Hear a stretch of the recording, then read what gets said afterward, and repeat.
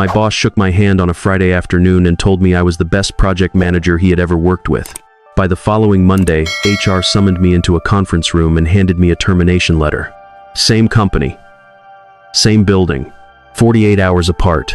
They didn't even let me finish my coffee. I remember sitting across from the HR director, a woman I had greeted every morning for 6 years, watching her read from a script as if she were reciting terms and conditions. Nobody actually hears the words position elimination, restructuring, effective immediately. She slid a manila envelope across the table without making eye contact. Inside, a single sheet of paper and a pen. They expected me to sign. I didn't.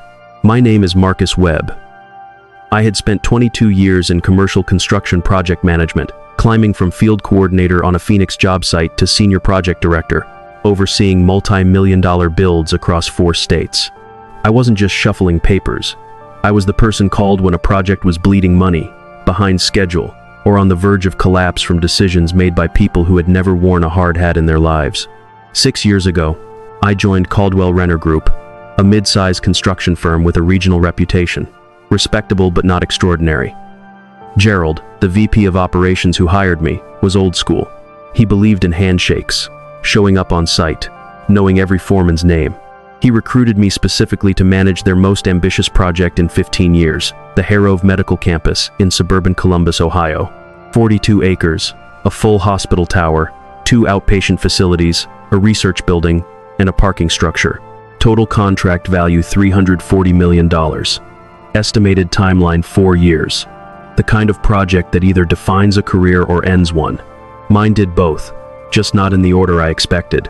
I inherited a job already 9 weeks behind schedule.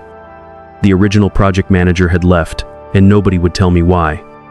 The client, Harrove Health System, was starting to make noise about penalty clauses. Subcontractors were frustrated. The site superintendent hadn't received clear direction in 2 months. Budget reporting was a mess. My first 3 weeks were spent listening and reading every contract, every change order, every RFI log, every schedule update. I walked every inch of that site. I had coffee with every sub-foreman. I didn't make a decision until I fully understood the scope. Then I got to work. I renegotiated 2 subcontractor agreements structured to guarantee delays. I consolidated the schedule into a phased recovery plan and presented it directly to the client team. I brought in a scheduling consultant for 8 weeks to rebuild the CPM baseline from scratch. I restructured the change order process to stop losing 3 weeks every time a modification came through. By month 6, we were back on schedule. By month 14, 11 days ahead, Gerald told me, "Marcus, you saved this project. Whatever you need, you've got it." He meant it. I believed him. 18 months before the project's completion, Gerald retired. Everything changed. His replacement was Derek Fowler, 41, from a private equity background, someone who understood construction from textbooks, not mud and steel. He wore expensive boots that had never seen a site. He talked constantly about margin optimization, deliverable benchmarks, and stakeholder value alignment, words that sound meaningful until you realize they're empty.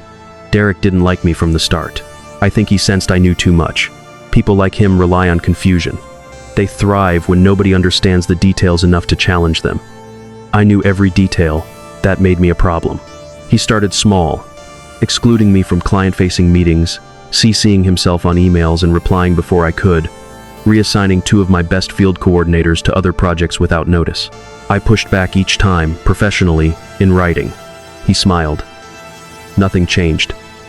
14 months before Harrove was scheduled to finish, Derek brought in a new hire, a man named Brian. No last name on the org chart, just Brian. Special projects.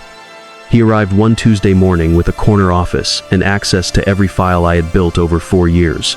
Derek told me Brian would assist with the final phase. I asked specifically what that meant. Derek said Brian would handle client communication going forward. I asked if I remained the project manager of record. Derek smiled. He was lying. A colleague, Patrice, quietly started forwarding me documents, emails I wasn't CC'd on, meeting notes I wasn't invited to. Progress reports going to Harrove's client team bore Brian's name at the top, but all the work inside was mine. 4 years of decisions, systems, relationships, being quietly repainted under someone else's name. I didn't react immediately. I started keeping records. I need to back up. When Gerald recruited me 6 years earlier, I had negotiated my contract carefully. I had been burned before. A 2-year turnaround job, delivering results, watching a verbally promised bonus vanish the moment the project closed. This time, everything was in writing. My contract with Caldwell Renner included a project completion incentive clause. If Harrove Medical Campus reached substantial completion within the original timeline and within 5% of the approved baseline budget, I was entitled to a bonus equal to 2.5% of the verified net savings against that baseline. The project was on track to finish ahead of schedule. Savings from renegotiated contracts, the recovery plan, and discipline change orders were substantial. Based on my tracking, the net savings would be $18 to $22 million. 2.5% of $20 million is $532,500. I want precision because precision mattered. This was not vague, not discretionary. It was contractual, tied to measurable outcomes. Gerald understood that. His signature was on the contract. The general counsel had reviewed it. Derek either didn't know or assumed I wouldn't fight. He was wrong. 3 months before substantial completion, Derek called me on a Thursday morning, asking me to come to his office at 2 p.m. I arrived to find the HR director already seated. Derek didn't stand. He told me the company was eliminating my position as part of an operational restructuring. He insisted it wasn't a reflection of my performance. 2 weeks of pay, keep the laptop through the end of the month. He slid a separation agreement across the desk. I looked at it. There was a section releasing all claims against the company, including any related to employment contracts or compensation agreements. They wanted me to sign away my completion bonus 3 months before I earned it. I picked up the papers and said I needed to have my attorney review them. Derek said that was fine, but the offer expired in 5 business days. I nodded, stood up, and walked out. I sat in my truck for 20 minutes, then called my attorney, Sandra. She had reviewed my original contract 6 years ago. I explained the termination, the separation agreement, the completion clause, the timeline. She listened without interrupting.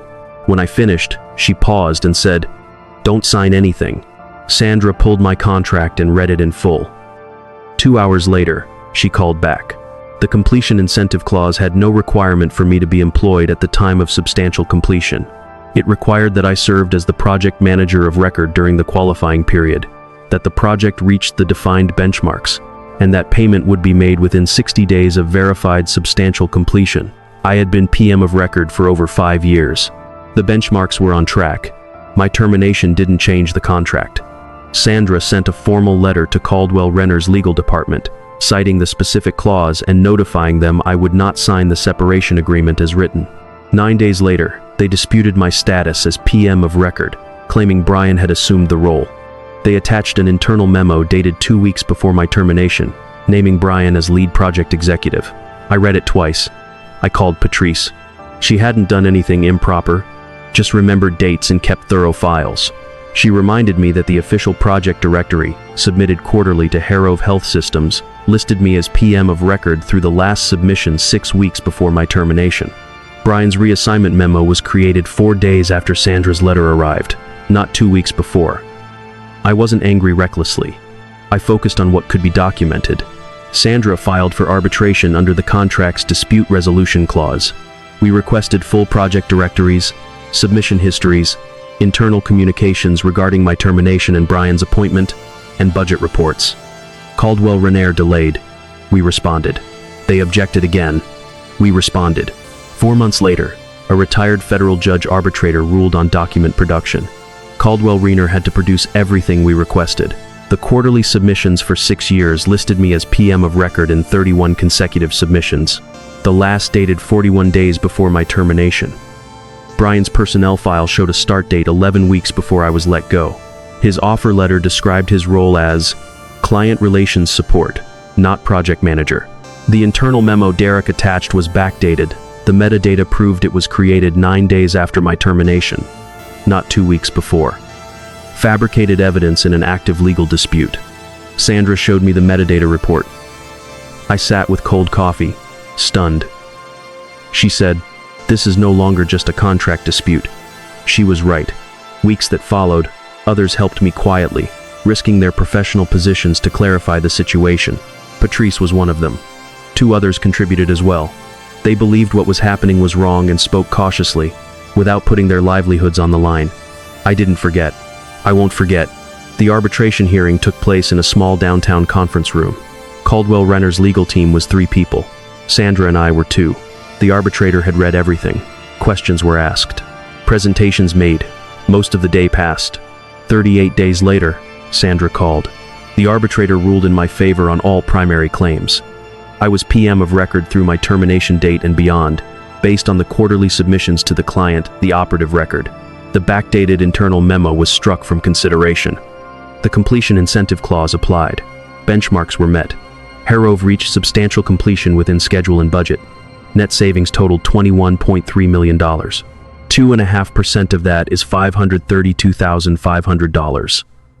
Legal fees were awarded due to bad faith litigation. Caldwell Renner did not appeal. Payment cleared within the 30-day window. A week later, I reached out to Patrice. She admitted she wasn't fully satisfied where she was. I told her I was starting a project management consulting firm focused on healthcare construction. I was building a team and wanted her for estimating. She agreed immediately. 2 others joined as well. People who stood by me when it was easier to look away. We opened in September. We have 3 active projects: a medical office building in Indianapolis, an outpatient surgical center in Nashville, and a confidential project with a client who sought us out because of what we delivered at Harrove. I want to make this clear. I am not telling this story for sympathy. If you're sitting at a desk with a contract you negotiated in good faith and a boss hoping you won't read it closely, know this: read your contract. Not just when you sign it, but when things feel wrong. Know your obligations. Know theirs.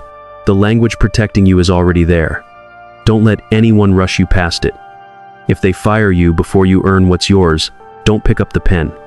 Call your attorney first. The fight is always worth it.